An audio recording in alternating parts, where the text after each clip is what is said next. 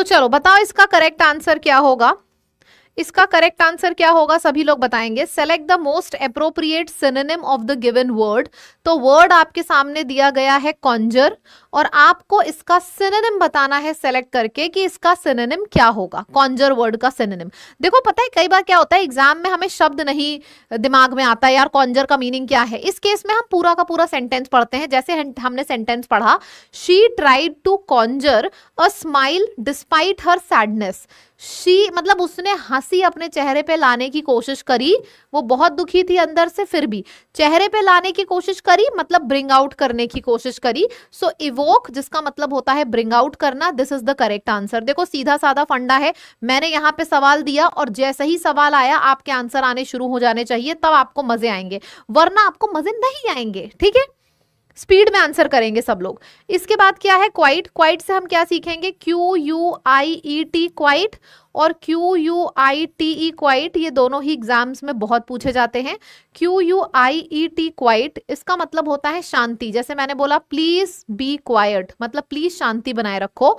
और QUITE quite, quite का मतलब होता है ऑल, क्वाइट का मतलब होता है कंप्लीट। क्लियर है, बहुत बढ़िया। ठीक है, तो हमारा ये हो गया, ये हो गया। अब हम आ जाते हैं अपीस। देखो पीस और अपीस का क्या मतलब है इसको भी समझ लेते हैं। जैसे पीस का मतलब क्या होता है, शांति, पीस का मतलब होता है कामनेस, शांति। तो बस अपीस का भी मतलब यही हो गया, कोई ऐसी चीज जो आपको बहुत ज्यादा सूद करे, सूदिंग हो। और कंटेंट का मतलब होता है सेटिस्फाइड, कंटेंट का मतलब होता है सेटिस्फाइड। तो आपको यहाँ पे एक स्लाइड दी गई है, लेकिन इस एक स्लाइड में आपको सारे के सारे वर्ड्स के मीनिंग अच्छे से क्लियर हो गए हैं।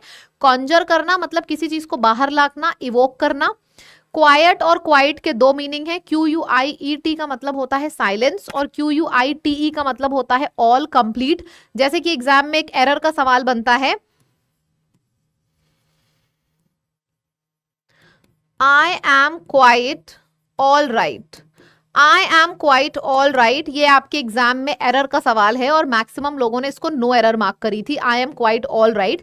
पर इसमें एरर है। एरर क्या है, आई एम क्वाइट, क्वाइट के बाद ऑल नहीं आएगा, क्योंकि क्वाइट का मतलब ही होता है ऑल, क्वाइट का मतलब ही होता है कंप्लीट। सो QUITE क्वाइट के बाद ऑल या कंप्लीट नहीं आता है। इतनी चीज सबको क्लियर हो गई। क्वाइट का मतलब होता है ऑल और कंप्लीट, तो ये एरर में बहुत पूछे जाते हैं। फिर से आपके पास दूसरा क्वेश्चन है, select the most appropriate synonym of the word pecuniary. मैं आपको गारंटी के संग बोल रही हूं, आप में से जितने लोग सुबह 8 बजे के द हिंदू में रेगुलर हो, मुझे पहले से समझ में आ जाएगा, क्योंकि वो मैं आपके स्पीड से समझ जाऊंगी। पेक्यूनरी वर्ड आपसे पूछा गया है, 4 ऑप्शन दिए गए हैं और आपसे बोला गया है बताओ कि इसका सिनोनिम क्या होगा। आपके SSC CGL में पिछले साल यानी कि 2023 में जैसा पैटर्न पूछा गया था, ये सेम उसी पैटर्न में मैंने ये क्वेश्चन किया है। क्या होगा बताएं यहाँ पे। देखो पता है ये एग्जाम में सवाल आया था तो लर्नर्स ने क्या किया था, सेंटेंस पढ़ने लगे थे और यहाँ पे उनका समय वेस्ट हो गया था। ये आपको कंफ्यूज करने के लिए एग्जामिनर ने दिया था। यही सेम सवाल आपके एग्जाम में आया था, मतलब शब्द दूसरा पूछा गया था। उसमें क्या किया गया था, आपसे पूछा गया था कि ये शब्द है, इसका आंसर क्या होगा, चारों ऑप्शन में से आपको सेलेक्ट करना था। आप मुझे एक बात बताओ, क्या आपको ये पढ़ने की जरूरत थी, नहीं पढ़ने की जरूरत थी। एग्जाम में जब ये सवाल आया था तो आपको कंफ्यूज करने के लिए आया था, आपका टाइम वेस्ट करने के लिए आया था। अगर आप स्मार्टली करते तो आप इसको छोड़ देते, आप डायरेक्टली आंसर पे आ जाते और फाइनेंशियल मार्क कर देते as your correct answer. That means option number A. कितने लोगों का ऑप्शन नंबर ए आया है एक बार मुझे बताइएगा, कितने लोगों का आया है क्वेश्चन नंबर, यस सभी का। ठीक है, आंसर करें तभी मुझे दिखेगा कि आप कितने ज्यादा आपको बेनिफिट हो रहा है। फिर से सिनोनिम का एक और सवाल सामने करते हैं आपके। I was in a quandary whether to accept the proposal और not. I was in a quandary whether, और मुझे पता है बहुत से ऐसे स्टूडेंट्स होंगे जिनको शायद आंसर ना पता हो। अगर आंसर नहीं पता है तो सेंटेंस पढ़िए, सेंटेंस में आपको एक हिंट गिवन है, उससे आपको आंसर पता चल जाएगा। क्या होगा, बहुत बढ़िया बहुत बढ़िया, ABCD क्या होगा करेक्ट आंसर। देखो क्वांटिटरी वर्ड की मैं आपको एक ट्रिक बताती हूँ, उसके बाद अगर 50% स्टूडेंट्स का आंसर आ रहा है तो 100% का आ जाएगा। क्वांटिटरी वर्ड कैसे बना है, एग्जाम से पहले क्वांट्स पढ़ें या वोकैबुलरी, इंसान कंफ्यूज है। क्वांटरी, क्वांट्स पढ़ें या वोकैबुलरी, मैं हूं कंफ्यूज। सो क्वांट्स या वोकैबुलरी, एग्जाम से पहले क्या पढ़े, कंफ्यूजन है ना, तो क्वांट्स प्लस वोकैबुलरी से बना क्वांटिटरी। मतलब जब इंसान को बहुत ज्यादा कंफ्यूजन होता है, कहते हैं ना जब वो डिलेमा में होता है। अच्छा, डिलेमा वर्ड भी मैं आपको एक ट्रिक से याद कराऊंगी। डिलेमा, दिल में कुछ और है मन में कुछ और है। जब ऐसे होता है ना कि मेरे दिल में कुछ और है मन में कुछ और है, तो मैं हमेशा कंफ्यूज रहूंगी। सो डिलेमा का मतलब होता है दिल में कुछ और मन में कुछ और। इसका मतलब हुआ, डिलेमा का मतलब हो गया कंफ्यूजन। क्लियर है? ठीक है, चलो अब ये दोनों हमने ट्रिक से किया है तो रिवाइज कर ले रहे हैं। क्वांट्स पढ़ें या वोकैबुलरी है बहुत बड़ा कंफ्यूजन। क्वांट्स पढ़ें या वोकैबुलरी है बहुत बड़ा कंफ्यूजन। सो क्वांटिटरी से बन गया कंफ्यूजन। दिल में कुछ और है मन में कुछ और है, तो मैं डिलेमा में हूं। मेरे दिल में कुछ और है मन में कुछ और है, तो मैं डिलेमा में हूं। मतलब मुझे समझ में नहीं आ रहा है कि मैं क्या करूं, मैं पूरी तरीके से कंफ्यूज हूं। रेज का मतलब क्या हो जाएगा? रेज का मतलब हो जाता है बहुत ज्यादा गुस्सा। रेज, आउटरेज, फ्यूरी, इसका मतलब होता है बहुत ज्यादा गुस्सा। फ्यूरी बोलो चाहे फ्यूरेशियस बोलो, सेम चीज है, एग्जाम में दोनों आता है। अच्छा, रिलक्टेंस का मतलब होता है कि जब आप कहते हैं ना कि किसी चीज को रिलक्टेंस, मतलब मुझे ये पसंद नहीं है, आई एम रिलक्टिंग इट, मतलब I am hesitating to do it. मुझे ये चीज अच्छी नहीं लग रही है तो मैं इससे दूर भाग रही हूँ, हेजिटेट कर रही हूँ। सन्ड्री का मतलब क्या होता है? आपने एक कहावत सुनी है, ऑल एंड सन्ड्री, मतलब जितने तरीके के लोग हैं सबको इंक्लूड करो, सारे लोगों को इंक्लूड करो, वेरियस लोगों को इंक्लूड करो। तो सन्ड्री का मतलब यही होता है कि सबको इंक्लूड करो, जितने भी वेरियस कैटेगरी के लोग हैं सबको लेके आओ। ठीक है, चलो जी, तो सारे वर्ड्स आपको याद हो गए। अब हम दूसरे में आते हैं। फिर से आपसे सिनोनिम पूछा है। देखो, synonym, antonym, idiom, one word हम सब करेंगे एक ही क्लास में, ताकि आपका दिमाग हर डायरेक्शन पे चलने लगे। इसमें हम क्या करेंगे? एक्सट्रीम, डेलिकेट, बिटर या फिर हार्ट। एसर्बिक वर्ड का मतलब क्या होता है? और अगर समझ में ना आए ना तो पूरा सेंटेंस पढ़ लो, शायद सेंटेंस में हिंट मिल जाए। Her acerbic comments made it clear she was displeased. मतलब जब इंसान बड़ा दुखी होता है ना तो खट्टे खट्टे डायलॉग्स मुंह से निकालता है। तो असर्बिक का मतलब क्या हो जाएगा? क्या हो जाएगा असर्बिक का मतलब? खटास भरी बातें करना, यानी कि बिटर बातें करना, बिटर डायलॉग बोलना। एक्सट्रीम का मतलब सभी को पता है, डेलिकेट मतलब हल्का, और हार्ड मतलब बहुत ज्यादा मजबूत। बहुत बढ़िया। फिर आपके एग्जाम क्वेश्चन में आ जाता है, Puneet always tries his best to uphold the reputation of his institution. Puneet बहुत कोशिश करता है कि वो अपने रेप्यूटेशन, अपने जो पूरे के पूरे, tries his best to uphold the reputation of his institution, अपने इंस्टीट्यूशन की रेप्यूटेशन को बरकरार करने के लिए पुनीत बहुत ज्यादा मेहनत करता है। तो क्या होगा इसका करेक्ट आंसर? यहां पे भी आपको सिनोनिम ही बताना है। अब अच्छा, एक बात बताओ, मुझे ऐसा क्यों लग रहा है कि ओवर कॉन्फिडेंस हो रहे हैं कुछ लोग? मुझे ऐसा क्यों लग रहा है? आंसर जब तक सबका नहीं आएगा तब, देखो यार, बेस से हमेशा जुड़े रहो, ग्राउंड से जुड़े रहो। अभी एरर के क्वेश्चन आएंगे, सेंटेंस इंप्रूवमेंट आएगा, हालत खराब होगी सबकी। बेस से जुड़े रहिए, सब लोग रिप्लाई करिए। पहले इस क्वेश्चन का आंसर करेंगे, फिर हम आगे बढ़ेंगे। आपका हाथ पकड़ पकड़ के मैं आंसर करवाने वाली हूं, ये तो श्योर है। सब लोग करो, क्या होगा करेक्ट आंसर? बिल्कुल बढ़िया है। अपने जो जिस जगह पे आप हो वहां की पूरी रेप्यूटेशन मेंटेन करके रखनी है, मतलब प्रेस्टीज, प्रेस्टीज रेप्यूटेशन मेंटेन करके रखनी है। परफेक्ट। फिर आ जाता है द सबॉर्डिनेट्स। अच्छा, इसका आंसर एक बार आप करें, फिर हम देखते हैं क्या होगा करेक्ट आंसर। विट्यूपरेट करना। The subordinates will vituperate us when they are irritated. मतलब वेटिपरेट का मतलब क्या होता है? जब आप किसी को अपनी वाणी से बहुत गंदे गंदे शब्द बोलते हो। ठीक है, गंदे गंदे शब्द बोलना, लेकिन यहाँ पे एंटोनिम है। और देखो, अगर मुझे इसका मीनिंग नहीं भी पता है ना, तो भी मैं आपको ये सिखाना चाहती हूँ यहाँ पे कि आपका 30 दिन के अंदर एग्जाम है, तो आप कैसे करोगे। सपोज आपके एग्जाम में ये शब्द आ गया और आपको ये नहीं आता है, तो आप इसका कैसे आंसर करोगे? सिंपल है, विटिपरेट का मतलब होता है गंदी वाणी से गंदे गंदे शब्द बोलना, कटु बातें बोलना। विटु यानी कि कटु, कटुता, कटु बातें बोलना, बहुत खराब बातें बोलना। तो मतलब ये एक नेगेटिव शब्द है। अच्छा, नेगेटिव शब्द का जो ऑपोजिट है वो जाहिर सी बात है पॉजिटिव होगा। ठीक है, कॉमन सेंस से इस क्वेश्चन को करते हैं। ब्लेम एक नेगेटिव वर्ड है, अब्यूज एक नेगेटिव है, डीमीन करना किसी को एक नेगेटिव शब्द है। यहाँ पे सिर्फ एक पॉजिटिव शब्द आया है, प्रेज, यही करेक्ट आंसर हो जाएगा, क्योंकि आपसे सिनोनिम नहीं, आपसे एंटोनिम पूछा गया है, और एक नेगेटिव शब्द का जो एंटोनिम है वो पॉजिटिव होगा। ठीक है, परफेक्ट। फिर आ जाता है फिर से एंटोनिम। मतलब समझो, हम सिनोनिम पूरा कर चुके हैं, अब हम एंटोनिम कर रहे हैं। मतलब आपको दिमाग अपना अब 2 डायरेक्शंस में चलाना है। बताओ क्या होगा, क्या होगा?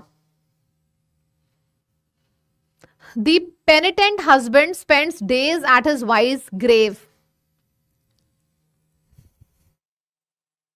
ABCD। अच्छा, इस बार मैं नाम अनाउंस करूंगी, जिसका भी आंसर आएगा मैं नाम अनाउंस करूंगी, सही आंसर जिसका आएगा।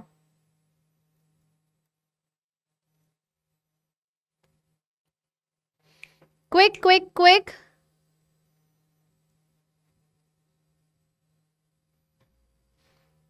देखो बिल्कुल सही है, आपके ऊपर क्वेश्चन दिया गया है पेनिटेंट हस्बैंड ऐसा करता है। ABCD, डी आया है। अगर आपका आंसर डी आया है कि ए आया है, फिर से पूछ रही हूं, डी आया है या फिर ए आया है? ए आया है, बिल्कुल सही है, डी गलत है, ए आपका करेक्ट आंसर है, अनरिपेंटेंट। ऐसे करेंगे, पेनिटेंट का हस्बैंड मतलब रिमोर्सफुल हस्बैंड, और रिमोर्सलेस का मतलब होता है अनरिपेंटेंट। ठीक है, सॉरी नहीं होगा। पेनीलेस मतलब गरीब है। पर्टिनेंट का मतलब होता है, देखो पेनीलेस मतलब जिसके पास पेनी नहीं है, जिसके पास पैसे नहीं है, मतलब गरीब हो गया, पॉपर हो गया, पुअर हो गया। पर्टिनेंट का मतलब होता है जब कोई चीज लंबे समय से चल रही है, so that will be pertinent. C नहीं, करेक्ट आंसर आपका ए होगा, रिमोर्सलेस। ठीक है, चलिए, select the appropriate antonym of the word approximately. जैसे मैंने बोला, अप्रोक्सीमेटली 6 से 7 घंटे से हम लोग नहीं, 7 से 8, अप्रोक्सीमेटली 5 से 6 घंटे हो गए हम लोगों को यहाँ पे पढ़ते हुए।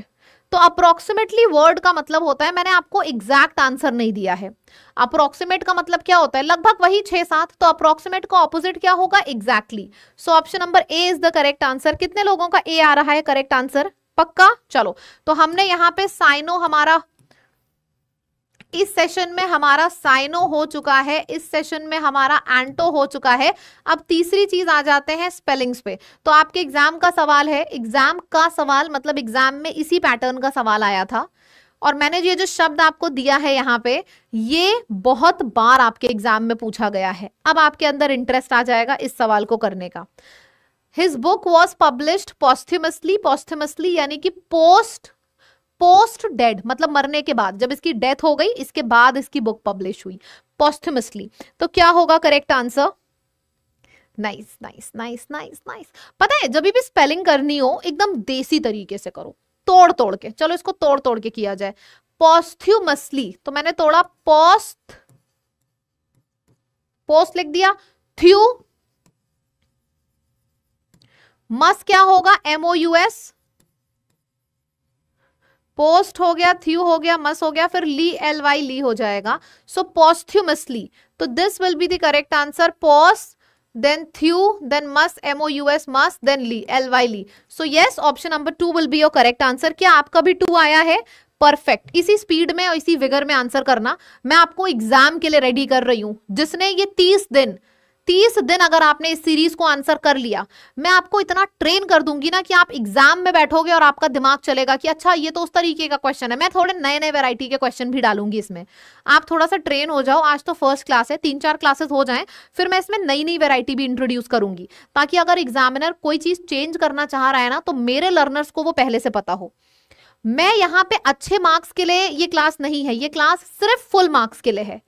कि मतलब अगर हम यहाँ सेशन में हैं तो इंग्लिश को तो एटलीस्ट एक ऐसा सब्जेक्ट बनाएं कि हमें पूरे नंबर आए। देखो मेरे लर्नर्स के जो मेरे जो कहती हूँ करते हैं वो उनके 50 में 50 आते हैं, कोई बड़ी बात नहीं है, आपके भी आएंगे, क्योंकि हम यहाँ पे ट्रेनिंग ही 50 on 50 की ले रहे हैं। ठीक है, इसका आंसर क्या होगा? देखो एक इस टाइप का भी क्वेश्चन आता है। मेरे कहने का मतलब ये है, आपके एग्जाम में एक इस वैरायटी का क्वेश्चन आता है जिसमें सारे के सारे जो सेंटेंसेस हैं सेम होते हैं, सिर्फ एक वर्ड में गलती होती है। एक वैरायटी ये आपके एग्जाम में पूछी जाती है, नई नई वैरायटी हम प्रैक्टिस कर रहे हैं। इसमें क्या है, अलग अलग शब्दों में गलतियां हैं। जैसे यहाँ पे अगर हम देखें तो कमेंट्स वर्ड गलत है, मतलब ये आंसर नहीं हो सकता। बाकी यहाँ पे कमेंट सही है, कमेंट सही है, कमेंट सही है। एक एक करके हम देखते हैं। पर्टिनेंट की अगर हम बात करें तो टी के बाद आई आता है, ये तो पहले ये गलत हो गया। पर्टिनेंट ये दोनों सही है। फिर हम बात करते हैं डिस्कशन की, तो हमें पता है डिस्कस, स पे हमने जोर दिया यानी कि डबल एस होगा, यहाँ पे डबल एस है नहीं, तो ये भी गलत हो गया। मतलब इसका कमेंट्स गलत है, इसमें पर्टिनेंट गलत है, इसमें डिस्कशन गलत है, यानी लेकिन ऑप्शन नंबर 4 एक ऐसा सेंटेंस है जिसमें तीनों के तीनों स्पेलिंग सही हैं। So this will be the correct answer. बहुत बढ़िया। Select the correctly spelled words. आपके पास 4 सेंटेंसेस हैं, चारों सेंटेंसेस में से कौन सा करेक्ट है इसको सेलेक्ट करिए और बताइए क्या होगा correct answer. I really want कि आप सब करेक्ट आंसर्स पे ही काम करो। देखो आपके अंदर इतनी एनर्जी आनी चाहिए भाई सेशन के बाद कि अरे यार सच में बरखा मैम के कहने पे करेंगे, 50 में 50 फोड़ के आना है। यार 50% लोगों के अंदर आ चुकी है एनर्जी, बाकी क्या कर रहे हैं, सब आंसर करें भाई। क्या होगा करेक्ट आंसर? यहां पे क्या है, ये तीसरी वैरायटी है, समझो। पहली वैरायटी के लिए मैंने आपको ट्रेन किया जब सारे सेंटेंसेस सेम है, सिर्फ एक ऑप्शन गलत है। एक इस तरीके का सवाल आपके एग्जाम्स में पूछा जा रहा है स्पेलिंग्स का। दूसरा सवाल जो पूछा जा रहा है वो ऐसा है कि चारों सेंटेंसेस सेम होते हैं लेकिन अलग अलग शब्दों में गलतियां होती हैं। तीसरा पैटर्न स्पेलिंग का ये पूछा जा रहा है आपके एग्जाम्स में।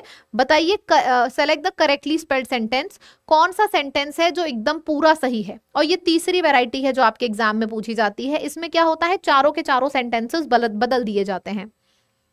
हर किसी सेंटेंस में कुछ ना कुछ एरर है। जो सेंटेंस पूरा सही है आपको वो सेलेक्ट करके बताना है। चलो ऐसा करते हैं, 5 तक गिनती गिनते हैं। 1 2, कमॉन सब लोग कर सकते हो, 3 4 और ये आखिरी है 5।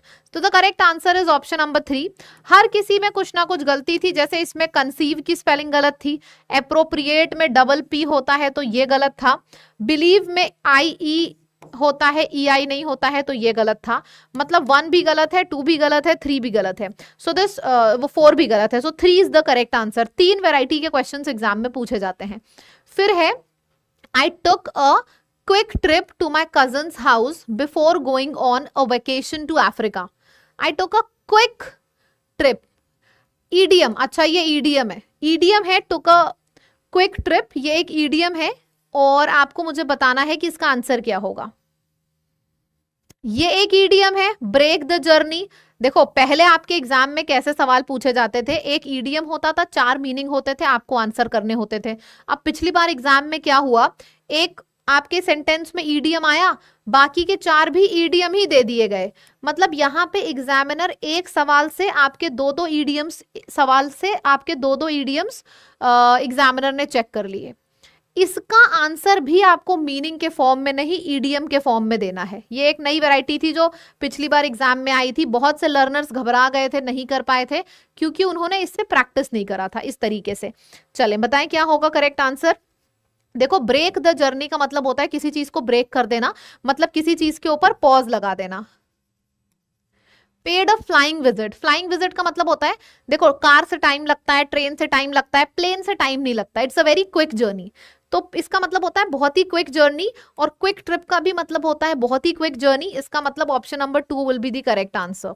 अच्छा, lived out of a suitcase का मतलब क्या होता है? I always live out of a suitcase, मतलब मैं बंद होके कहीं नहीं रहता हूँ। सूटकेस बंद होता है ना चारों तरफ से।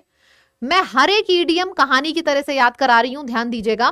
Lived out of a suitcase, suitcase चारों तरफ से बंद होता है। And I live out of a suitcase, मतलब मैं बंद होके नहीं रहती हूँ, मैं खुले पिंजरे की तरह घूमती रहती हूँ। I love travelling. एक सिंपल सा मुद्दा रखो जिंदगी का, एक सो कोई सैटरडे संडे मत मनाओ, एक मुश्त में 2 महीने इतना काम करो, फिर 3-4 दिन की छुट्टी लो। मैं बोलूंगी I do not want to live in a suit box, in a briefcase, in a suitcase. अच्छा, फ्लोट वंस बोट, इसका मतलब क्या होता है? I want to float my own boat. क्या मजे आते हैं, मैंने चलाई है स्पीड बोट अपनी खुद की। इसका मतलब होता है बहुत ज्यादा एक्साइटेड हूं मैं। क्लियर है, बात समझ में आ गई है? क्या बात है, क्या बात है। अब देखो ये भी आपका ईडीएम का ही सवाल है। मुझे ना लिख के बताते जाओ कमेंट में कि क्या क्या हो गया है। हमने सिनोनिम कर लिया, एंटोनिम कर लिया, स्पेलिंग्स कर ली, अब हम ईडीएम उठा रहे हैं। A wise man remains aware of fair weathered friends. ठीक है, अब आपको मुझे बताना है आंसर क्या होगा। ABCD। अच्छा मुझे एक बात बताओ, फेयर वेदर का मतलब क्या होता है? फेयर वेदर एक बचपन में एग्जाम में मिलता था ना, गुड, कुछ बच्चों को फेयर मिलता था, कुछ बच्चों को एक्सीलेंट मिलता था। तो फेयर का मतलब होता है अच्छा। फेयर वेदर मतलब अच्छे वेदर का दोस्त, मतलब ये व्यक्ति मेरा दोस्त सिर्फ तभी तक है जब मेरा अच्छा समय चल रहा है। मेरा बुरा समय चलता है तो सबसे पहले 9-2-11 यही होता है। तो फेयर वेदर फ्रेंड वो होता है जो सबसे पहले 9-2-11 होता है। एक ऐसा बंदा जो कि रिलायबल नहीं होता डिफिकल्ट टाइम्स में। अच्छा, बॉसम फ्रेंड कौन होता है? बॉसम फ्रेंड वो होता है जो ऑसम फ्रेंड होता है, मतलब एक ऐसा व्यक्ति जो सुख में दुख में हर समय आपका साथ दे। फेयर वेदर फ्रेंड मतलब सिर्फ अच्छे समय में साथ देगा, बुरा समय जैसे ही आएगा वैसे ही सबसे पहले 9-2-11 यही होगा। फिर से ईडीएम का एक और सवाल, to throw caution to the wind. Throw caution to the wind, इसका मतलब क्या होता है? I am throwing caution to the wind. If you are throwing something to the wind, जैसे खूब तेज आंधी चल रही है, आपने कुछ फेंका, कोई भी इंसान फेंकता नहीं है क्योंकि हर इंसान को डर होता है, रिस्क होता है कि भाई अगर हम फेंकेंगे, इतनी तेज हवा चल रही है, सीधे मेरे मुंह पे छपाट पड़ेगा दोबारा से। लेकिन ये जानने के बाद भी अगर कोई इंसान कुछ फेंक रहा है विंड की तरफ, इसका मतलब उसको रिस्क से डर ही नहीं लगता। Doing something without worrying about the risk, बात समझ में आई? वो मतलब कर ही रहा है, उसको कुछ रिस्क से डर वर नहीं लगता। फिर आगे बढ़ते हैं, Raghu was a naughty little boy but I couldn't help having a soft spot for him. I couldn't help having a soft spot for him, इसका मतलब क्या होगा? आंसर करेंगे। गजब की स्पीड है भाई आपकी, आग लगा दी कमेंट सेक्शन में भाई। क्या क्या क्या क्या क्या? Raghu was a naughty little boy but I couldn't help having a soft spot for him, मतलब क्या, मेरा भाई यार बड़ा शैतान है लेकिन मैं उससे फिर भी प्यार करती हूँ। I couldn't help myself, I always have a soft corner for him, यानी कि feeling a lot of affection for a particular person without knowing the reason why. जैसे मैं बोलती हूँ कि भाई ये तो विलेन है लेकिन फिर भी मुझे इससे प्यार है, मतलब आई डोंट नो कि क्यों मुझे इससे प्यार है, समझ रहे हो? I don't know the reason but still I am attached to him, ये होता है। फिर है बी हार्ड हिट, फिर से ईडीएम का सवाल है, करिए। B it's a hard hit, और सारे ईडीएम्स आपको मैं उसी टाइप के दे रही हूँ जो मैंने 2023 2022 का पेपर स्कैन किया है ना, जिस वैरायटी के ईडीएम्स पूछे गए थे वही मैं आपको यहाँ पे प्रैक्टिस करा रही हूँ। तो क्या होगा? बी हार्ड हिट,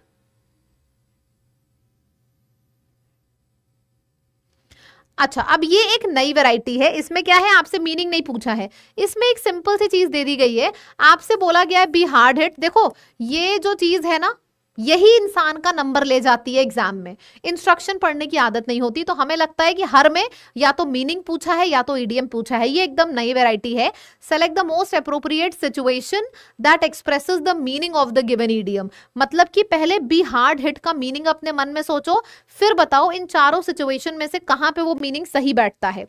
ठीक है, A B C D, D आपने बोला है एकदम गलत आंसर है, डी बोलना एकदम गलत गलत आंसर है।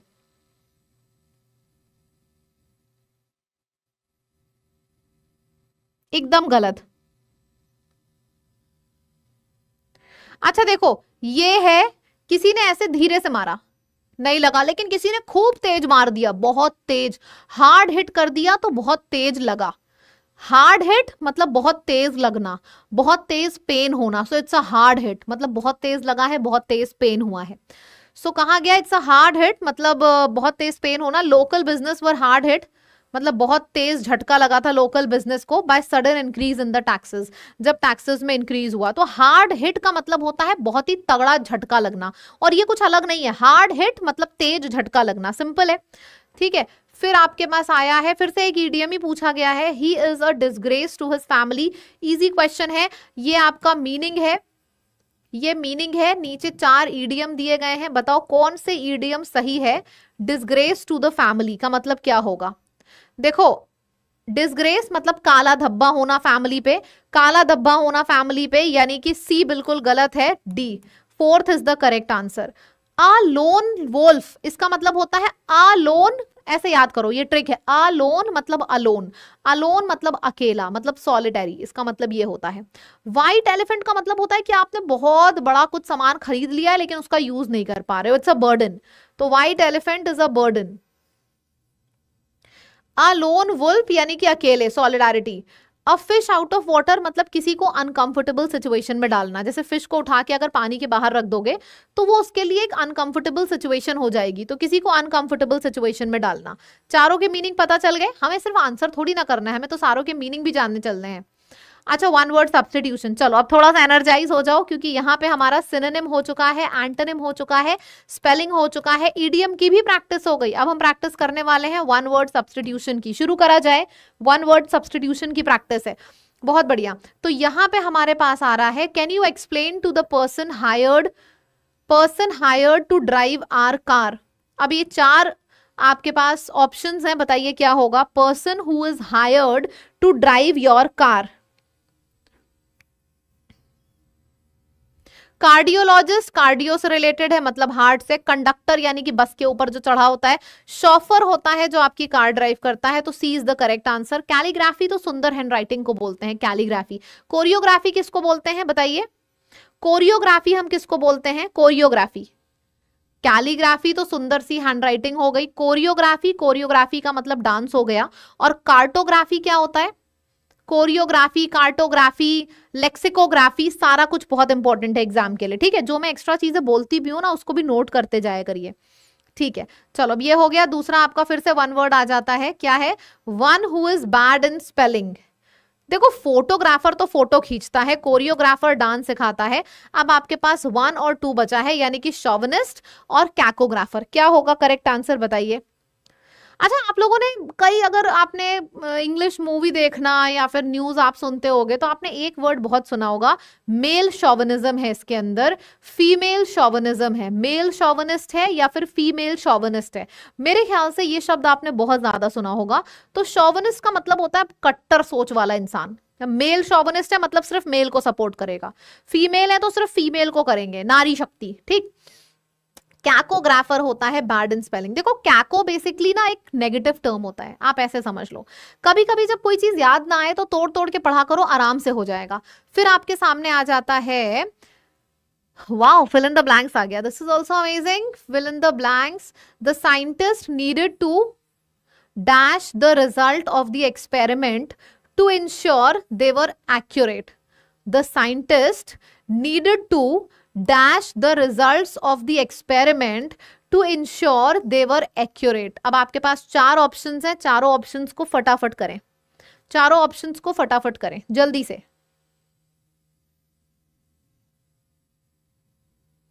एप्रोप्रिएट तो आसपास होता है, बिलीव का मतलब भरोसा होता है, कंसीव मतलब कोई चीज, जैसे कंसीविंग अ बेबी, बेबी हो गया अंदर पेट में। Analyse is the correct answer. Analyse करना और कैलकुलेट करना, इवैल्यूएट करना, ये सारे ये सारे आंसर सही है, बिल्कुल सही है। अच्छा ये क्या है? Select the most appropriate option that can be suitable. अच्छा, अब आपके सामने एक चीज अंडरलाइन कर दी है। ऐसे सवाल एग्जाम में आते हैं ना सेंटेंस इंप्रूवमेंट में। आप बताओ कि जो ये अंडरलाइन किया गया है ये सही है या फिर इसमें गलत है। अगर गलत है तो कहां पे गलती है? इजी है ये भाई। देखो बी के बाद आता है वर्ब का थर्ड फॉर्म। क्या सस्पेक्ट वर्ब का थर्ड फॉर्म है? नहीं है, बी सस्पेक्टेड होगा, यानी कि ऑप्शन नंबर 4 करेक्ट आंसर होगा। मैंने ये क्यों दिया? आपको ये बिलीव कराने के लिए कि एग्जाम में डिफिकल्ट आता है तो इजी भी आता है, ठीक है? अगर आप सिर्फ डिफिकल्ट को लेके प्रैक्टिस करते चलोगे एग्जाम क्वालिफाई नहीं होगा। एग्जाम क्वालिफाई हमेशा स्मार्ट लोगों का होता है।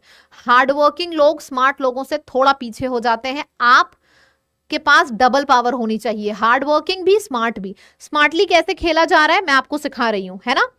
चलो क्या होगा इसका मतलब? अच्छा यहाँ पे क्या है, फिर से आपसे पूछा गया है, एक सेंटेंस है।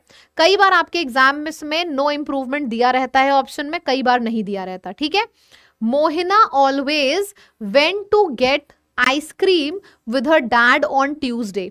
Mohina always went to get ice cream with her dad on Tuesday. She went to get, sentence past में है कि हर ट्यूसडे वो पापा के संग जाके लाती थी। सेंटेंस पास्ट में है और यहाँ पे पास्ट दिया भी गया है, इसका मतलब ये बिल्कुल सही है और सेंटेंस में नो इंप्रूवमेंट है। क्लियर हुआ? ठीक है, चलिए पूरे जितनी भी देर आप अगर मॉक करोगे ना तो एक बार मॉक में आपको 25 सवाल प्रैक्टिस कराए जाते हैं। यहाँ पे तो हमारे आधे घंटे में ही 25 हो गए, अभी हमारी क्लास और बची है, हम कम से कम 40-50 यहाँ पे टारगेट कर रहे हैं, ठीक है?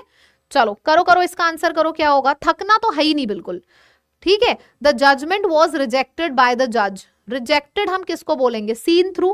देखो जैसे मैंने बोला it can be easily seen through, मतलब ये सब जो चीजें हैं ये इजिली अंडरस्टैंडेबल हैं।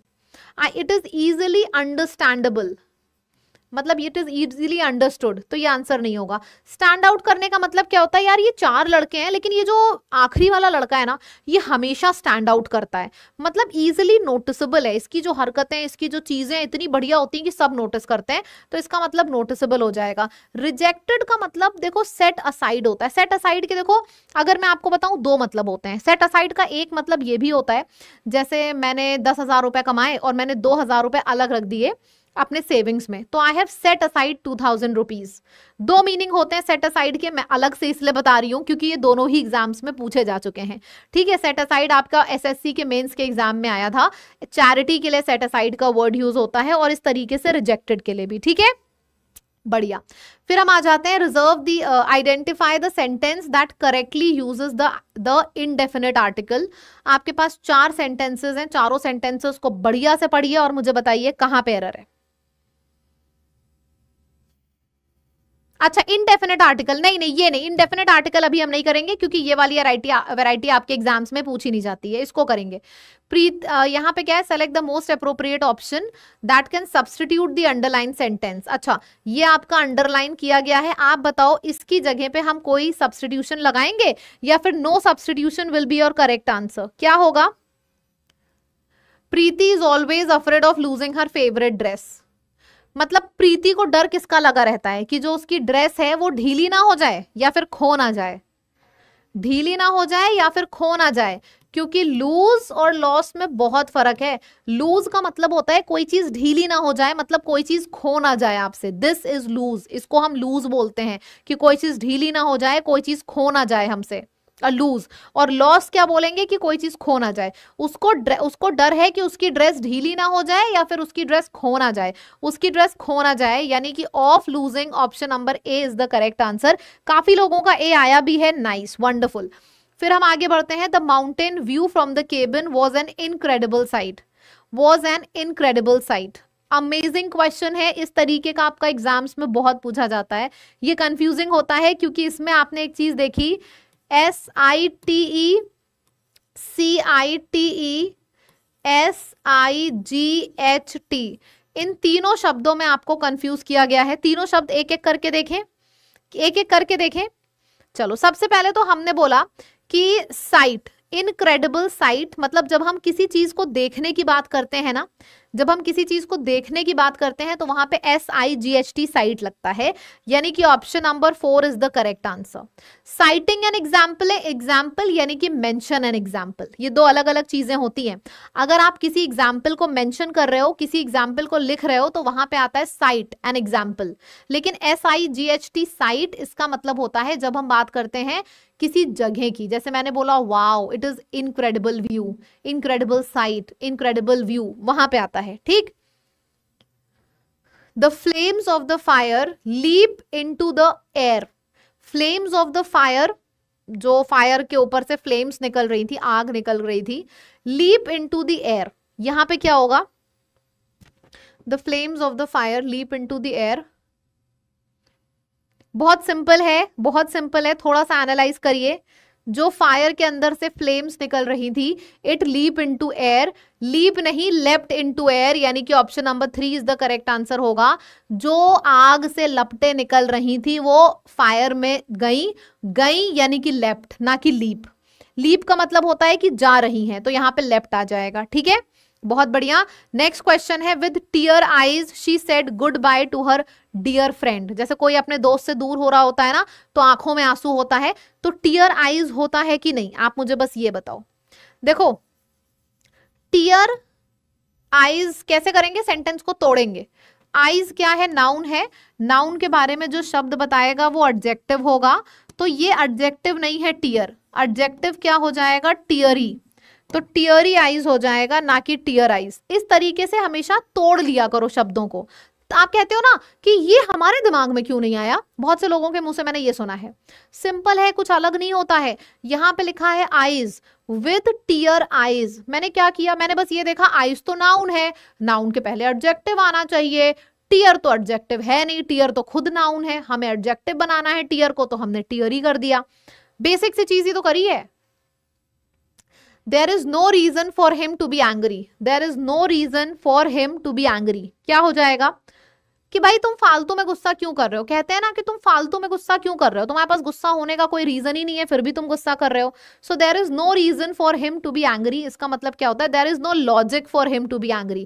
Judgment तो फाइनल डिसीजन हो जाता है, कंक्लूजन भी फाइनल डिसीजन हो जाता है, आर्ग्यूमेंट दो लोगों के बीच की बहस होती है। ठीक है, चलो, you must not insist on help people who don't want it. You must not insist on help people who do not want it. जैसे ना कुछ लोग होते हैं जबरदस्ती घुसे रहते हैं कि यार मैं तुम्हारी मदद कर दूं, मैं तुम्हारी मदद कर दूं। अरे भाई अगर वो तुम्हारी मदद चाहेगा तो वो खुद ही तुमसे बोल देगा, उसको तुम्हारी मदद चाहिए ही नहीं, तो जबरदस्ती क्यों घुस रहे हो? ठीक है,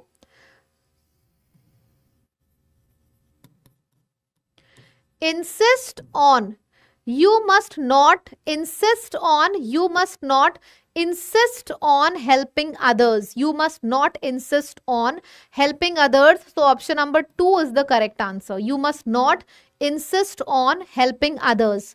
ठीक है, इंसिस्ट ऑन हेल्पिंग होगा। कुछ लोग डी कर रहे हैं, कुछ लोग बी कर रहे हैं। क्यों भाई? इंसिस्ट टू हेल्प नहीं होता, समझो।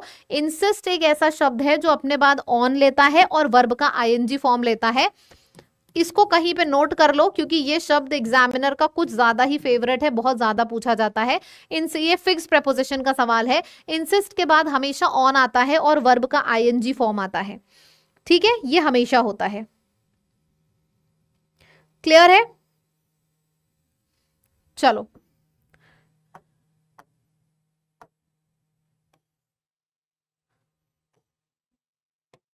अब क्या आ गया है? अब हमारे पास एरर आ गया है। लो, एरर भी आ गया फट से। सेंटेंस इंप्रूवमेंट भी हो गया, एरर भी आ गया। जल्दी से करो, मैक्सिमम वैरायटी हमें कवर करनी है। सिनोनिम हम कर चुके हैं, एंटोनिम हम कर चुके हैं, स्पेलिंग्स हम कर चुके हैं, ईडियम्स हम कर चुके हैं, OWS हम कर चुके हैं। अभी कौन सी वैरायटी करी थी इससे पहले? हाँ, फिल इन द ब्लैंक्स हमने किया, सेंटेंस इंप्रूवमेंट हमने किया, और अब हम एरर्स पे हैं। स्वप्निल मैम की क्लास शुरू हो जाएगी 10 मिनट के बाद। उससे पहले हमें टारगेट करना है कि हम मिनिमम 40-45 तक तो फोड़ ही दें। आपकी स्पीड के ऊपर डिपेंड करेगा। जल्दी से बताओ इसका आंसर क्या होगा एरर का। ये एरर का सवाल है, बताइए इसका आंसर क्या होगा। The child was irritable because she had not soundly slept the previous night.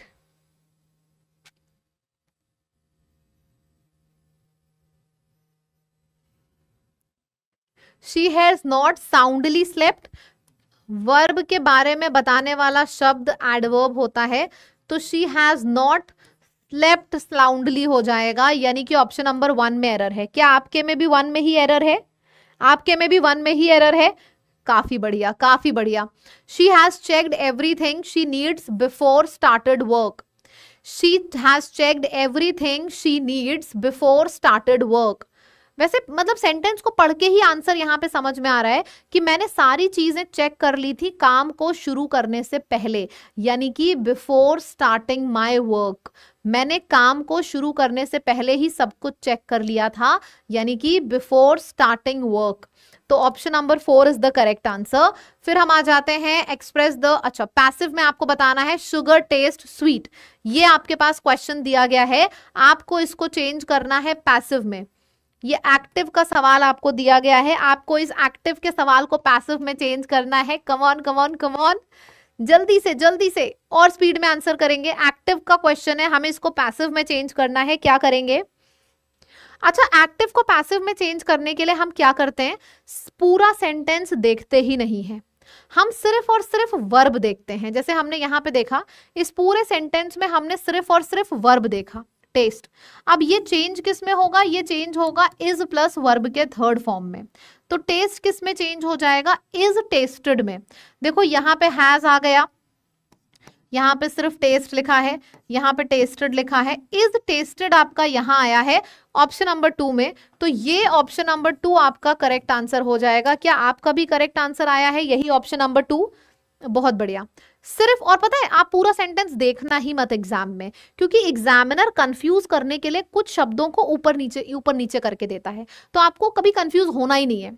ठीक है, ये बात मान के रखिएगा। आगे करते हैं। Ravi gave you the information. Ravi gave you the information. देखो आपको यहाँ पे भी पैसिव चुनना है। याद रखना, चाहे हम एक्टिव की बात करें चाहे हम पैसिव की बात करें, एक्टिव और पैसिव में टेंस चेंज नहीं होता है। मतलब अगर हमारा सेंटेंस पास्ट है तो पास्ट में जाएगा, प्रेजेंट है तो प्रेजेंट में जाएगा। मतलब कि अगर हमारे सेंटेंस में जैसे यहाँ पे टेस्ट था ना, प्रेजेंट था ना, तो देखो ये चेंज भी प्रेजेंट में ही हुआ है, इज प्लस वर्ब का थर्ड फॉर्म। यहाँ पे क्या है? ये आपका पास्ट है, ये पास्ट है तो ये चेंज भी पास्ट में होगा, यानी कि वॉज प्लस वर्ब का थर्ड फॉर्म। अब आपको सिर्फ ये देखना है कि सारे सेंटेंसेस में वॉज गिवन कहाँ पे है। यहाँ पे हैव है, यहाँ पे भी हैव है, यहाँ पे भी हैज है। हमें हैव हैज चाहिए ही नहीं, हमें वॉज प्लस वर्ब का थर्ड फॉर्म चाहिए। तो वॉज गिवन यहाँ पे आया है, यानी कि ऑप्शन नंबर बी में। तो ये ऑप्शन नंबर बी आपका करेक्ट आंसर हो जाएगा। ठीक है, बी आपका करेक्ट आंसर हो जाएगा। क्लियर है? चलो आगे बढ़ते हैं, क्वेश्चन नंबर 37 पे मूव करते हैं। एक सेकेंड, ठीक है, क्वेश्चन नंबर 37 पे मूव करते हैं। The captain said to his soldiers move forward and face the target now. मतलब ये जो सवाल है आपका, ये आपको दिया गया है डायरेक्ट स्पीच में, और आपको इसको चेंज किस में करना है? आपको इसको चेंज करना है इनडायरेक्ट में। जल्दी से करो, डायरेक्ट स्पीच का सवाल है। देखो जब आप डेली हर चीज पर, ये एक ऐसा लेक्चर मैंने डाला है जिसमें आप किसी चीज से बच ही नहीं सकते हो, आपको सब कुछ प्रैक्टिस करनी है इसमें, बस ये सोच के चलो। ठीक है, the captain said to his soldiers move forward and face the target. अच्छा, अगर कैप्टन अपने सोल्जर्स को बोल रहा है तो इसका मतलब क्या हुआ? कैप्टन अगर अपने सोल्जर को बोल रहा है, देखो ये क्वेश्चन मार्क तो है नहीं, तो आग्स तो आएगा नहीं, हटा दो। टोल्ड भी नहीं आएगा। कैप्टन सोल्जर को ऑर्डर करता है, तो captain ordered the soldiers to move forward and face the target. Captain yes sir हमेशा ऐसे बोला जाता है ना, क्योंकि कैप्टन सोल्जर को हमेशा ऑर्डर करता है। तो ऑर्डर्ड यानी कि option number A correct answer होगा।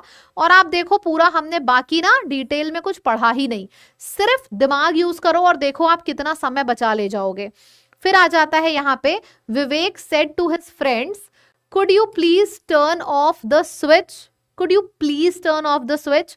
क्वेश्चन में ही आंसर छुपा है, क्वेश्चन में ही आंसर छुपा है। प्लीज थोड़ा सा दिमाग लगा लो और अपने ऊपर भरोसा रखो, आपका जरूर आंसर आएगा। अगर कभी भी आप किसी से प्लीज बोलते हो, अगर कभी भी आप किसी से प्लीज बोलते हो तो उसका मतलब क्या होता है कि आप सामने वाले बंदे से रिक्वेस्ट कर रहे हो। अगर आप किसी से भी प्लीज बोलते हो तो इसका सीधा साधा मतलब हुआ कि आप सामने वाले बंदे से रिक्वेस्ट कर रहे हो, तो इसका मतलब हो जाएगा रिक्वेस्टेड। क्लियर है? प्लीज के संग रिक्वेस्टेड आता ही आता है, रिक्वेस्टेड के संग प्लीज आता ही आता है, सीधी सी बात है। The preacher said to the crowd the sun rises every day for all of us without any expectations in return. आप किसी के लिए कोई काम करते हो तो आप एक्सपेक्ट करते हो कि वो वाला व्यक्ति भी आपके लिए कुछ करेगा, लेकिन सूरज ऐसा नहीं करता। सूरज हमेशा अपनी रोशनी देता है और कभी एक्सपेक्ट नहीं करता कि रिटर्न में उसको कुछ मिलेगा। ये इस क्वेश्चन का आंसर है। बी आपने बोला, बी एकदम गलत है, B is not the correct answer. मुझे पता नहीं क्यों लगा था कि ये वाली गड़बड़ आप लोग करोगे, इसीलिए मैंने ये क्वेश्चन यहां पे रखा। देखो सन राइजेस एवरी डे, कभी भी हम किसी भी फैक्ट की बात करते हैं, कभी भी हम किसी भी यूनिवर्सल ट्रूथ की बात करते हैं तो वहां पे टेंस चेंज नहीं होता है। मतलब आपके सेंटेंस में राइजेस है ना, तो ना रोज होगा ना हैज रिजन होगा। सन राइजेस एवरी डे है तो सन राइजेस एवरी डे ही होगा। अब इन दोनों में से कौन सा सही है देख लें। Preacher told the crowd that the sun rises every day for all of them. अच्छा, अगर हमारा यहाँ पे आया है अस, पर्सन हमेशा चेंज होता है जब भी हम डायरेक्ट से इनडायरेक्ट में जाते हैं, तो जो अस है वो देम में चेंज हो जाएगा। यहाँ पे देखो अस चेंज नहीं हुआ है। ठीक है, तो हमारा पहला और दूसरा तो कट ही गया था, डी भी कट गया, सी बचा। सी इज द करेक्ट आंसर। मैंने बेसिक चीजों पे यहाँ पे काम करा है और उसी से देखो आंसर आ रहा है। जब हमने बात करी वॉइस की तो वॉइस में टेंस चेंज नहीं हुआ, जब हमने बात करी नरेशन की तो टेंस चेंज होगा। लेकिन एक मुद्दे की बात है, चाहे वॉइस हो चाहे नरेशन हो, यूनिवर्सल ट्रूथ यूनिवर्सल फैक्ट्स ये कभी नहीं चेंज होते। राइज है तो राइज ही रहेगा। एक सेंटेंस में रोज था, एक सेंटेंस में हैज रिजन था, सब गलत हो जाएगा। ठीक है, इसका करेक्ट आंसर बताएं क्या होगा। इसका करेक्ट आंसर क्या होगा। Romila asked Rahim where his ideas had been when they had faced the trouble the week before.